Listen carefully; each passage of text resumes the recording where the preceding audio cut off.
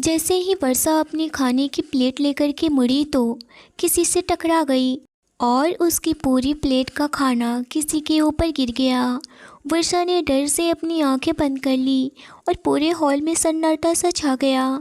थोड़ी देर बाद वर्षा ने अपनी एक आंख खोली, फिर दूसरी, और सामने देखी तो लगभग 28 साल का एक आदमी उसे घूर कर देख रहा था। उसकी शर्ट से लेकर जूते तक सब कुछ खराब हो गया था। वर्षा की प्लेट उसकी शर्ट पर पेंटिंग बना रखी थी।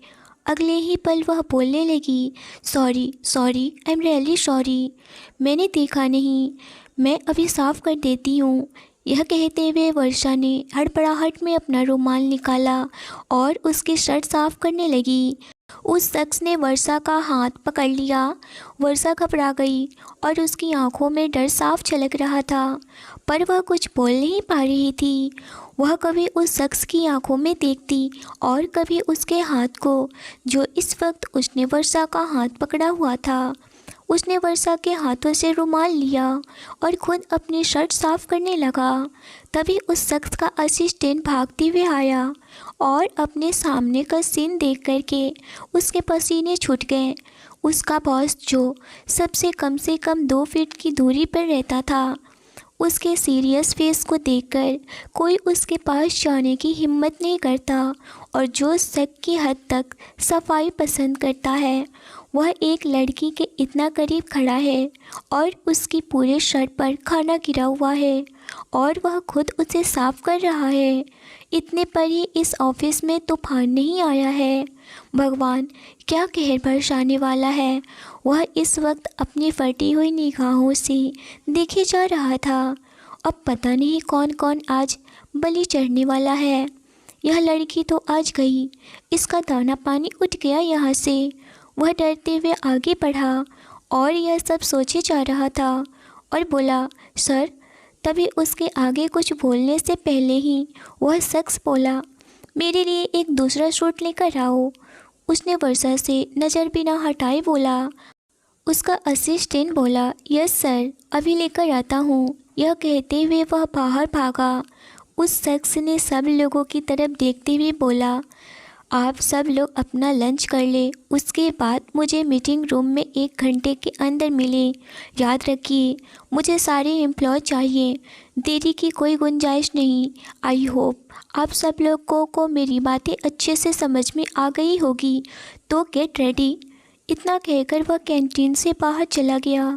6 फुट का हट्टा कट्टा बंदा, फिट बॉडी, बहुत ही हैंडसम और चार्मिंग, जो देखे उसे देखते ही रह जाए। लड़कियां तो लड़कियां, लड़के भी उसे देखते रह जाते थे। एटीट्यूड से भरा, डैशिंग, एरोगेंट, जिसका नाम वंश सिंघानिया, इस कंपनी का नया मैनेजर डायरेक्टर। पर यह मैनेजर डायरेक्टर नहीं, इस कंपनी का बॉस था, मगर वह अपनी पहचान छुपाकर इस ऑफिस में आया था। उसके जाने के बाद सबने राहत की सांस ली और सब वर्षा की तरफ दया से देखने लगे।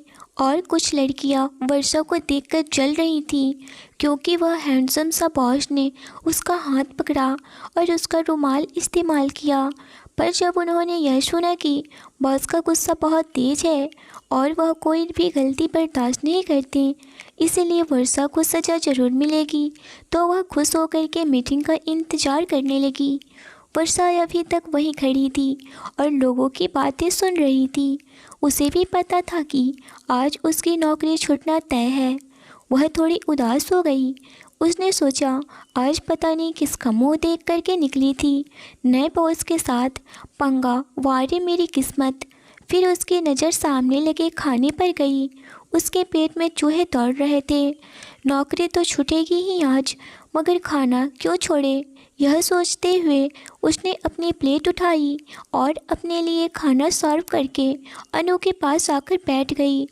अनु के पास बैठते ही वह कहने लगी, तो बॉस को सॉरी बोल देना, माफ़ कर देंगे मेरे हिसाब से।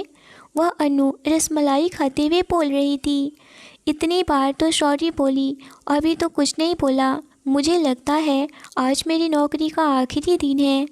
मुझे नहीं लगता कि यह बॉस मुझे नोटिस पीरियड पूरा करने देंगे, खाते खाते वर्षा ने कहा। वर्षा की बात सुनकर अनु कहने लगी, अरे ऐसे कैसे निकाल देंगे, कॉन्ट्रैक्ट साइन किया है हमने, वह मुरझाई सी बोली। तो वर्षा ने चम्मच प्लेट में रखी और अन्नू को देख करके बोली, तुझे लगता है कि बॉस को मुझे निकालने के लिए कोई बहाना चाहिए? वह मुझे कभी भी 5 मंथ की सैलरी देकर निकाल सकते हैं। यह सुनकर के अन्नू रोनी सी सूरत बनाते हुए बोली, तो फिर मैं तुम्हारे बिना कैसे रहूँगी? यह सुनकर के वर्षा कहने लगी, अरे मैं कहाँ तुझे छोड़ रही हूँ, जैसे ही दूसरी जॉब मिलेगी तुझे फटाफट बुला लूँगी, तेरे बिना कैसे रह सकती हूँ मेरी जान। यह कहते हुए वर्षा ने अनु के गाल को किस किया। अनु ने उसे ज़ोर से गले लगा लिया तो वर्षा का दम घुटने लगा। उसे अनु की पीठ थपथपाई और बोली, अनु, लोग देखेंगे तो कुछ और ही समझेंगे, छोड़ मुझे, नौकरी के साथ साथ इज्जत भी चली जाएगी मेरी। यह सुनते ही अनु उसे छोड़ दी और पूरे कैंटीन में नज़र दौड़ाने लगी, मगर उन लोगों के अलावा वहाँ कोई नहीं था। वह समझ गई कि वर्षा मजाक कर रही है। उसने वर्षा का कान पकड़ते हुए बोला, हाँ, कर दूंगी बदनाम तुझे, ताकि कोई हमारी दोस्ती के बीच ना आए।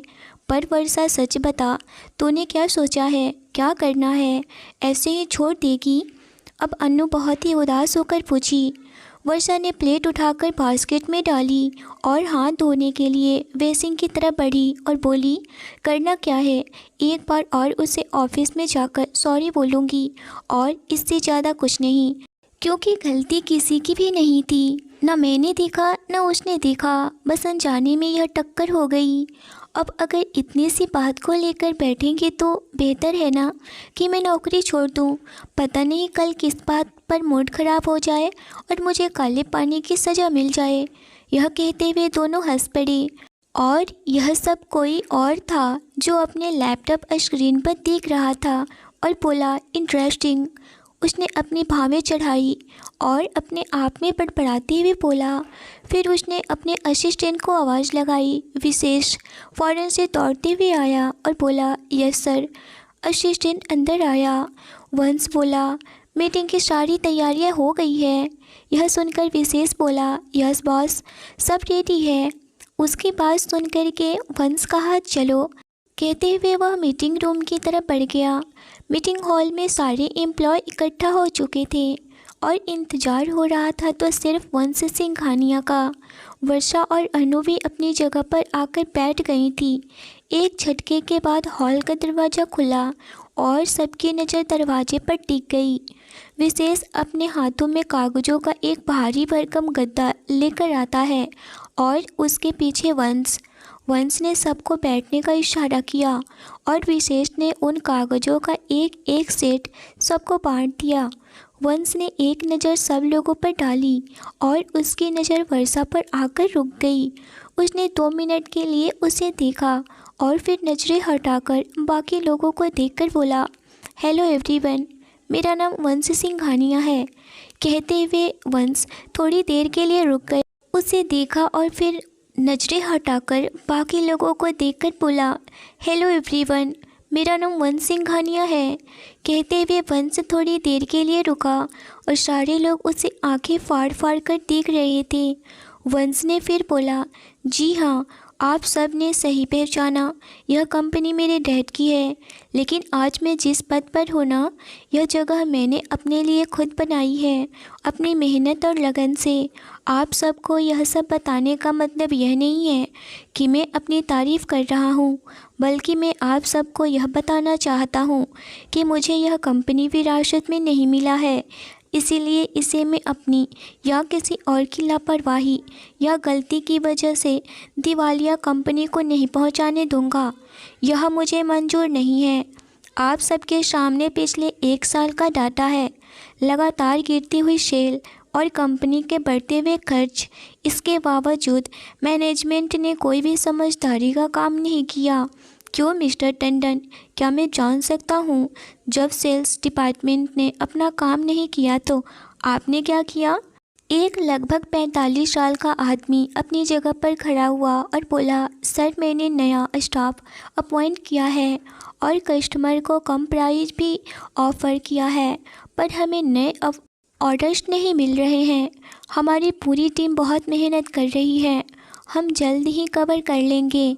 यह सुनकर के वंश बोला, कवर? हाँ। इतना कहकर के वह ज़ोर ज़ोर से हंसने लगा। उसकी हंसी पर वह इंसान डर गया था, उसके शरीर में सिहरन पैदा हो गई थी।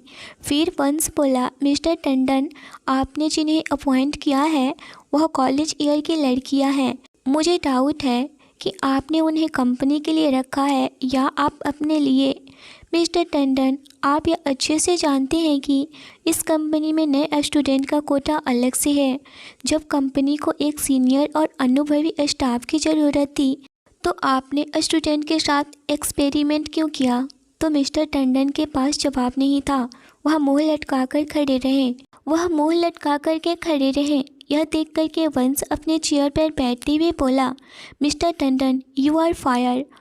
आप अभी इसी वक्त मेरे ऑफिस से निकल जाएं।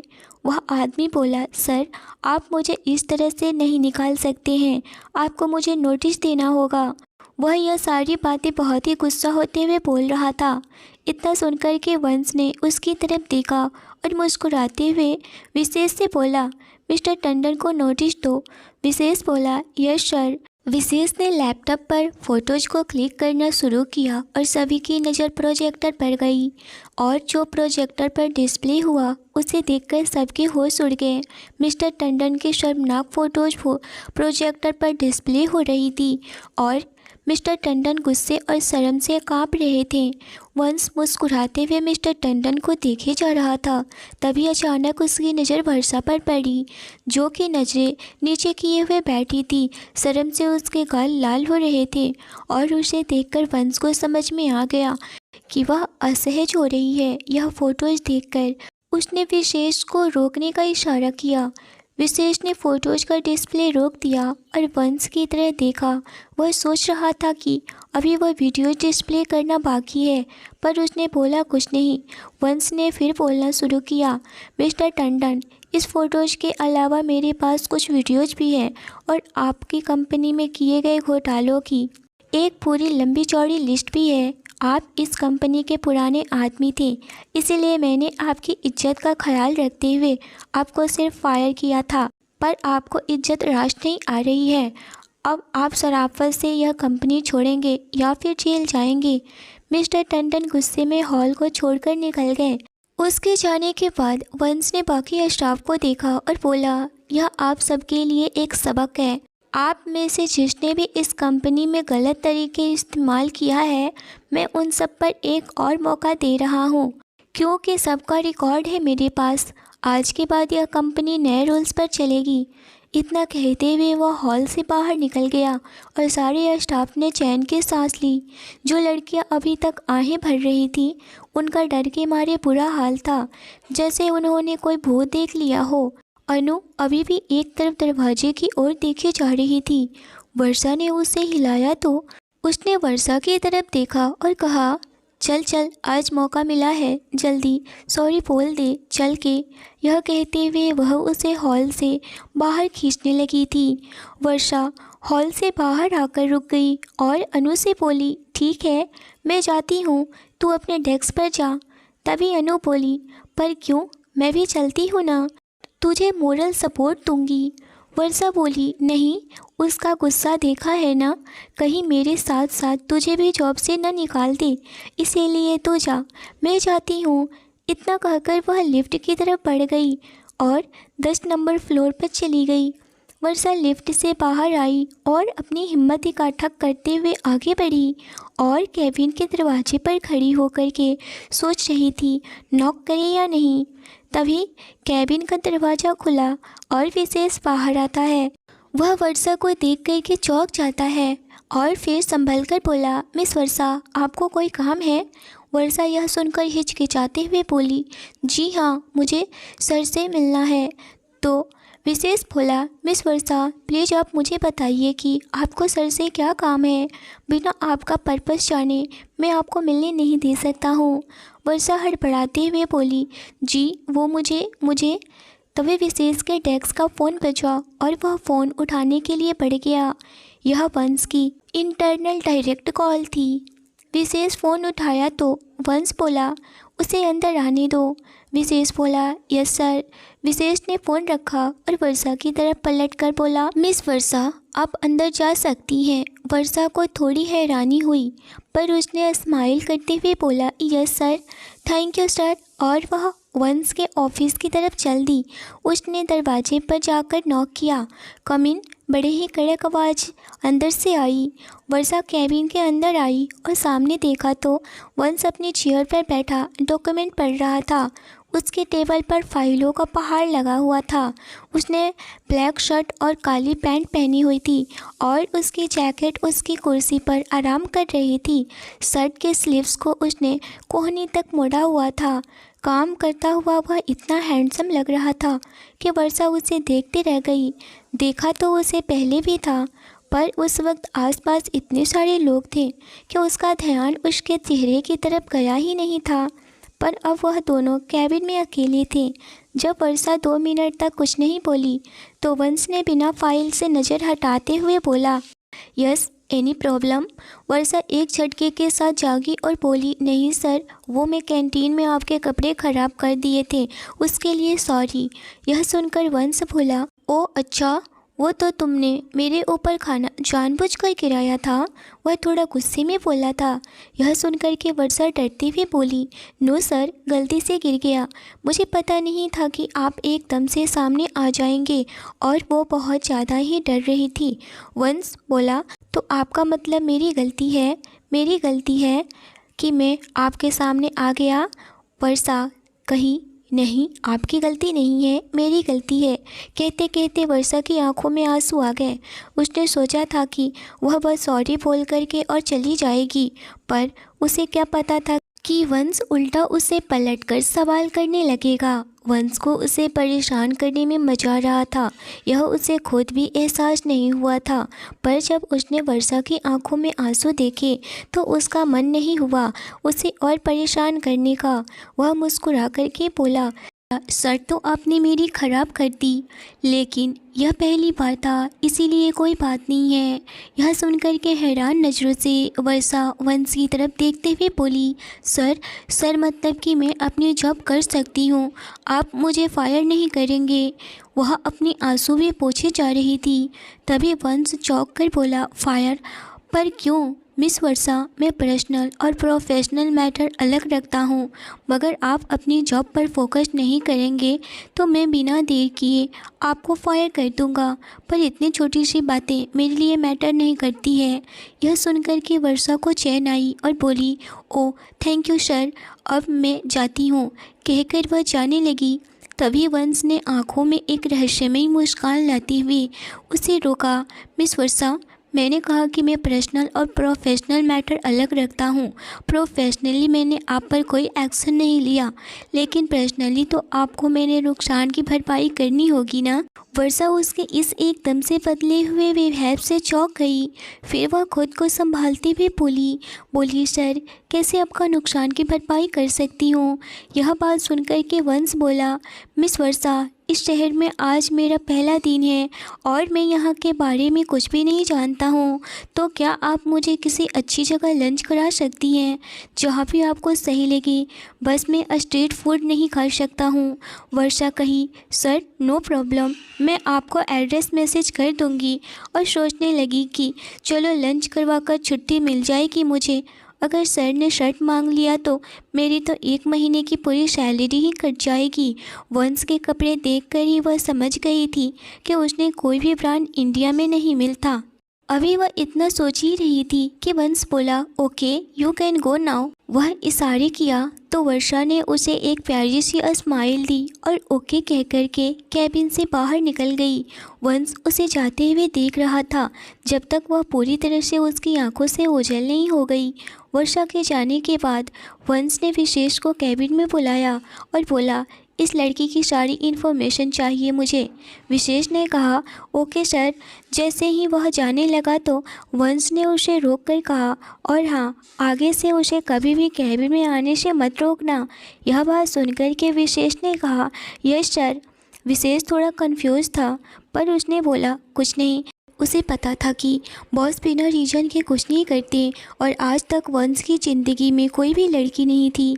तो अगर उन्होंने वर्षा के बारे में इंफॉर्मेशन मांगी है तो इसका ज़रूर कोई इम्पोर्टेंट वजह होगा। उसने मन में निश्चय कर लिया कि वर्षा से वह अच्छी खासी बनाकर ही रखेगा।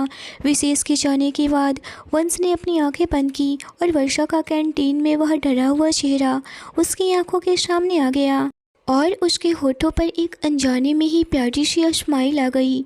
उसे अपनी आंखें खोली और अपना सर हिलाते हुए बोला, पागल। इतना कहकर वह फिर से अपने कामों में लग गया। देखते ही देखते लंच का टाइम हो गया। उधर वर्षा को रेस्टोरेंट में जाना था। उसका लोकेशन उसने वंश को सेंड कर दी और वंश ने काम करते वक्त ही फ़ोन रिसीव किया। वर्षा कैबिन से जाते वक्त ही वंश का नंबर विशेष से ले ली थी। वंश को कॉल की। फाइल देखते हुए ही वंश फ़ोन रिसीव करते हुए बोला, हेलो कौन? वर्षा ने बहुत ही धीमी आवाज़ में हेलो बोली। उसकी आवाज़ सुनकर के वंश पूरी तरह से उसमें घुल सा गया था। इतनी मीठी आवाज़ जो थी वर्षा की। वह कहने लगी, सर मैं रेस्टोरेंट का एड्रेस सेंड कर दिया है, आप उस एड्रेस पर आ जाएंगे, मैं आपको ट्रीट दे दूँगी। यह सुनकर के वंश बोला, ओके मैं थोड़ी देर में आऊँगा। वर्षा ओके बोल करके कॉल कट कर देती है। वर्षा इस वक्त रेस्टोरेंट में पहुंच करके वंश का इंतज़ार कर रही थी। वहीं दूसरी तरफ वंश अपने फाइल्स को चेक किए जा रहा था और उसके दिमाग में इस वक्त वर्षा की बातें ही गूंज रही थी। कितनी मीठी आवाज़ थी उसकी। कॉल पर वह उसकी आवाज़ को भूल नहीं पा रहा था। तभी वह अपने फाइल से अपने आप को दूर किया और विशेष को कॉल किया और बोला, लंच वाली मीटिंग तुम देख लेना और जो भी प्रॉब्लम हो वह डिस्कस करके मुझे बता देना। जो भी मैंने पॉइंट्स बताए थे इस पॉइंट को तुम रखना और मुझे मैसेज करना। इतना कहकर वह फ़ोन कट कर दिया। अपने चेयर से उठा, कैबिन से बाहर चला गया, अपनी कार में बैठा और वह सीधे वर्षा के दिए गए एड्रेस पर पहुंच गया। जैसे ही वह रेस्टोरेंट में एंट्री करता है उसकी नज़र वर्षा पर गई। वर्षा दूर से ही बहुत ज़्यादा खूबसूरत लग रही थी। वह सोचने लगा, क्या सच में कोई बिना मेकअप के भी इतना खूबसूरत लग सकता है? वह नेचुरल फेस लिए हुए भी बहुत खूबसूरत लगती थी। काली आंखें, काले लंबे बाल, लंबी पतली फिगर। वंश उसके टेबल पर आया। वर्षा वंश को देख करके खड़ी हो गई और बोली, आइए सर बैठिए। वंश उसको खड़े होते हुए देखकर बोला, अरे मिस वर्षा बैठिए, खड़ी क्यों हो गई? वो जैसे ही बैठने को हुई उसके पैर चेयर में फंस गए और वह गिरने को हुई। वह पूरी तरह से गिरती वंश अपनी बाहों में थाम लिया। गिरने के डर से वर्षा अपनी आंखें बंद कर ली थी। उसे लगा वह गिरी नहीं तो उसने अपनी आंखें खोली तो वंश उसको ही देखे जा रहा था और खुद को वंश की बाहों में पाई। वह भी एक पल के लिए वंश में खोसी गई थी। वेटर की आवाज़ से दोनों होश में आते हैं और अभी खुद को खड़े करते हैं, मगर दोनों का बैलेंस न बन पाने के कारण दोनों इस बार फर्श पर गिर गए। वंश नीचे और वर्षा उसके ऊपर थी। दोनों की आंखें आपस में एक दूसरे के चेहरे में खोए हुए थे। वर्षा फौरन से खड़ी हो गई और हकलाते हुए कहने लगी, sorry sir, I am really sorry. Varsha का घबराहट देखकर वंश कहने लगा, इट्स ओके, कोई बात नहीं, यह तो एक इत्तेफाक से हो गया। चलिए अब बैठ जाइए। और दोनों बैठ के लंच करने लगे। वर्षा का इस दुनिया में कोई नहीं था। वर्षा के माँ बाप कौन है उसे बिल्कुल भी नहीं पता था। उसे तो बस एक मंदिर में एक बनवारी लाल नाम का आदमी ही वर्षा को लेकर के घर आया था। उसी ने उसका परवरिश किया था। बनवारी लाल एक बहुत ही गरीब आदमी था। वह खोली में रहता था जहाँ की बहुत सारे लोग रहते थे। इस खोली में एक बहुत ही निहायती गिरा हुआ इंसान रहता था जो कि वर्षा पर हर वक्त गंदी नज़र रखता था। तभी वंश बोला, हम साथ में ही ऑफिस चलेंगे। यह सुनकर के वर्षा बोली, सर आज आपका ऑफिस में पहला दिन है और आज ही आप मेरे साथ लंच पर आ गए। मैं ऑफिस में कैसे जस्टिफाई करूँगी कि आप क्यों मेरे साथ लंच पर आएँ। ऑफिस के सारे सीनियर को छोड़ कर के सर ऑफिस में सारी लड़कियां आपसे फेवर चाहती थीं। अब अगर उन्हें पता चलेगा कि आपने मेरे साथ लंच किया तो मैं बेवजह टारगेट बनूंगी। सर मेरा लंच टाइम ख़त्म हो गया है, अगर आप बुरा न माने तो मैं जाना चाहूँगी। वंश को अंदाज़ा भी नहीं था कि उसकी एक इच्छा वर्षा के लिए इतनी बड़ी प्रॉब्लम होगी। उसे भी वर्षा की बात समझ में आई तो उसने वर्षा से कहा, वर्षा मुझे इस बात से फ़र्क नहीं पड़ता कि कोई और क्या कहता है, पर हाँ मैं अपनी खुशी के लिए आपकी रेपुटेशन ख़राब नहीं कर सकता। यह लंच मेरी तरफ से, और आप मुझे डिनर तब करवाना जब आपके पास टाइम हो। चलो मैं आपको ऑफिस के पास तक छोड़ देता हूँ, उसके बाद आप अकेले चली जाना, मैं मना नहीं करूँगा। अगर आप मेरे साथ नहीं चलोगे तो आपको देर हो जाएगी। वर्षा ने अपनी घड़ी देखी, लंच टाइम ख़त्म होने में सिर्फ 10 मिनट ही रह गए थे। उसे पता था कि अगर उसने वंश की मदद नहीं ली तो पक्का लेट हो जाएगी, तो उसने हाँ कर दी। वह दोनों पार्किंग एरिया में आ गए और जब वंश अपनी कार लेकर के उसके सामने आया तो वर्षा सोचने लगी कि अगर वह पीछे वाली सीट पर बैठेगी तो सर की इंसल्ट होगी, इसीलिए वह आगे की सीट पर आकर बैठ गई और बोली, सर जल्दी चलिए वरना देर हो जाएगी मुझे। यह सुनकर के वंश उसकी तरफ देखने लगा और कहा, वर्षा मैं सिर्फ आपकी सीट बेल्ट लॉक कर देता हूँ, इतना ओवर रिएक्ट नहीं करिए और इतना भी लेट नहीं होगा, मैं हूँ ना। कुछ भी करने के लिए मुझे किसी भी लड़की को फोर्स करने की ज़रूरत बिल्कुल भी नहीं है, तो बिना डरे आराम से आप बैठे रहिए। वर्षा ने सोचा बात तो सही है वंश की, लेकिन किसी भी चीज़ की कमी तो नहीं है, सो वह आराम से बैठ गई। ऑफिस के पास के चौराहे पर वंश ने कार रोक दी और वर्षा एक प्यारी सी मुस्कुराहट के साथ बाय बोलकर कार से उतरकर ऑफिस की तरफ बढ़ गई। वह ऑफिस के अंदर गई और अपने डेस्क पर जाकर के बैठ गई। अनु उसको देख कर के उसके पास आई और कहने लगी, कहाँ गई थी तुम? मगर वर्षा कुछ बोलती तब तक से विशेष आया और बोला, मिस वर्षा मैंने जो बोला था वह आपने काम कर दिया।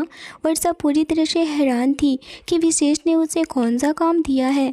तभी वर्षा कुछ बोलती कि विशेष बोला कि मैं आपको बाहर से कुछ फाइल्स मंगवाई थी, वह आपने लाई है। तब वर्षा विशेष की बातों को समझ पाई कि विशेष उसे इन बातों से बचाना चाहता है जो अनु उसे पूछ रही थी। वर्षा हाँ में सर हिलाई। विशेष वहाँ से चला गया। अनु भी अपने डेस्क पर जाकर बैठ गई। काम खत्म करते शाम हो गई।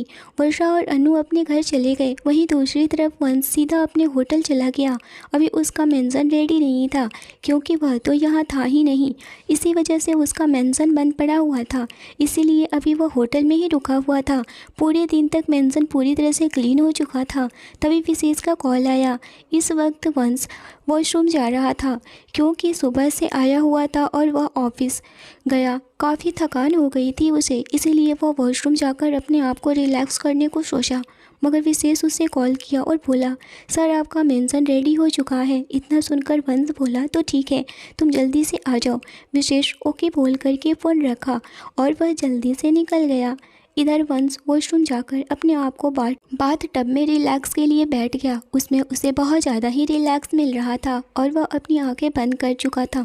मगर आंखें बंद किए हुए ही उसे वर्षा की वही खूबसूरत सा फेस दिखाई दे रहा था। कुछ देर बाद विशेष उस होटल के रूम में एंटर किया। वंश भी पूरी तरह से रेडी हो चुका था। विशेष उसका सामान लेकर के आगे निकल गया। वंश भी उसके पीछे चला गया और वह दोनों जाकर कार में बैठ गए। क्या वंश वर्षा के प्यार में गिर जाएगा? क्या वर्षा वंश का प्यार समझ पाएगी? और अगर वह जानेगी तो कैसा रिएक्ट करेगी? आगे की स्टोरी नेक्स्ट एपिसोड में आएगा। स्टोरी अच्छी लगी हो तो लाइक करिए। चैनल पर पहली बार आए हैं तो चैनल को ज़रूर सब्सक्राइब करिए और कहानी को शेयर करना ना भूलिए। आगे की कहानी और भी इंटरेस्टिंग होने वाली है, तो इस कहानी के साथ बने रहिए। तो मिलते हैं एक इंटरेस्टिंग और बेहद ही एक्साइटेड से भरा हुआ एपिसोड के साथ। Thanks for watching.